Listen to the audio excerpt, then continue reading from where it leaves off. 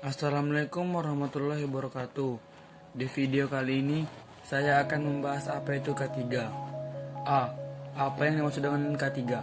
Pengertian K3 adalah bidang yang berhubungan dengan keselamatan, kesehatan, dan kesejahteraan manusia yang bekerja pada sebuah institusi ataupun lokasi proyek. Secara khusus, arti K3 dapat dibagi menjadi dua, yaitu 1. Pengertian K3 secara keilmuan merupakan ilmu pengetahuan dan penerapannya dalam upaya mencegah terjadinya kecelakaan dan penyakit akibat kerja.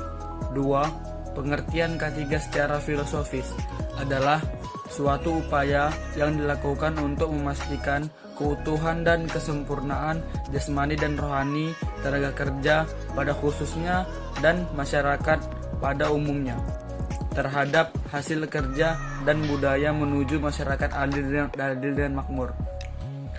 K3 juga tertuang dalam Undang-Undang Ketenagakerjaan Nomor 13 Tahun 2003 Pasal 87. B. Fungsi K3. Berikut ini adalah beberapa fungsi K3 secara umum. 1. Sebagai pedoman untuk melakukan identifikasi dan penilaian yang akan adanya resiko dan bahaya bagi keselamatan dan kesehatan di lingkungan kerja. 2. Sebagai pedoman dalam memantau kesehatan dan keselamatan para pekerja di lingkungan kerja. 3. Memberikan saran mengenai informasi, edukasi, dan pelatihan mengenai kesehatan dan keselamatan kerja. 4. Sebagai pedoman dalam membuat desain pengandilian bahaya, metode, prosedur, dan program. C. Tujuan K3. Berikut ini adalah tujuan K3 secara umum. 1. Untuk melindungi dan memelihara kesehatan dan keselamatan tenaga kerja sehingga kinerjanya dapat meningkat. 2. Untuk menjaga dan memastikan keselamatan dan kesehatan semua orang berada di lingkungan kerja. 3. Untuk memastikan sumber produksi terpelihara dengan baik dan dapat digunakan secara aman dan efisien. D.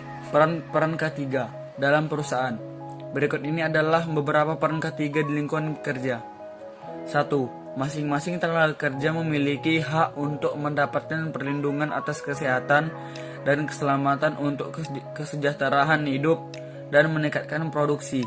2. Semua orang yang berada di lingkungan kerja perlu dijamin keselamatannya.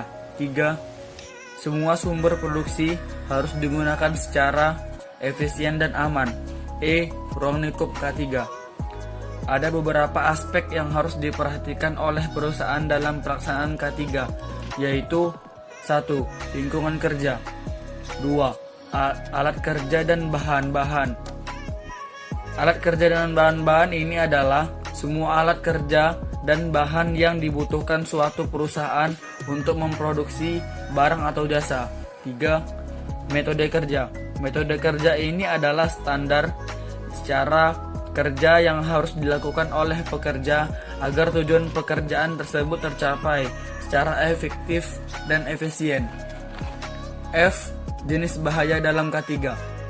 1. Bahaya jenis kimia. Contoh bahaya K3 jenis kimia: 1. Gas bahan kimia yang beracun. 2. Uap bahan kimia. 3. Abu sisa pembakaran bahan kimia. 2. Bahan jenis fisika.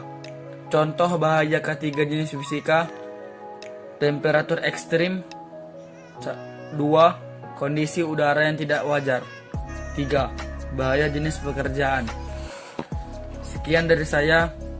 Assalamualaikum warahmatullahi wabarakatuh.